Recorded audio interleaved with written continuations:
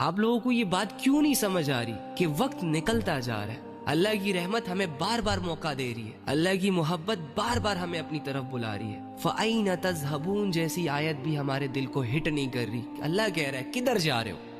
کیا دیکھ لیا تم نے اس دنیا میں کہ مجھ سے بھی زیادہ عزیز ہوگی ہے وہ چیز تمہیں، کہ نہ آگے کا دیکھ رہے ہو نہ پیچھے کا دیکھ رہے ہو؟ حالانکہ میں تمہیں یہ بھی بتا چکا ہوں کہ وَمَا الْحَيَاةُ الدُّنْيَا إِلَّا مَتَاعُ الْغُرُورِ، کہ دنیا کی زندگی دھوکے کے سوا کچھ بھی نہیں ہے۔ تم پھر بھی اس دھوکے سے خوش ہو، تمہیں پھر بھی یہ دنیا چاہیے۔ کیا یہ لوگ اللہ سے زیادہ ضروری ہے تیرے لیے؟ وہ گناہ جن سے اللہ رب العزت نے بچنے کا کہا ہے، ہم نے انہی گناہوں کو، انہی بے حیائیوں کو اپنے اوپر فرض کر دیا، اور وہ فرائض جو اللہ رب العزت نے ہم پر فرض کیے، نماز، روزہ، سچ بولنا، دھوکہ نہ دینا، جہاد کرنا، توبہ کرنا، انہیں لے کر ہم سیریس ہی نہیں ہیں۔ جب بھی اللہ رسول کی بات آئے گی ہمارے دل تنگ ہو جائیں گے، ہم سٹک ہو جائیں گے کہ اوہو یہ کیا سن لیا ہم نے۔ تو یار اگر آج تمہیں زندگی موقع دے رہی ہے تو یہ زندگی روزانہ تو تمہیں موقع نہیں دے گی۔ جس طرح بہت سارے لوگ ڈیلی بیسس پہ جا رہے ہیں، ایک دن میں اور تم بھی چلے جائیں گے۔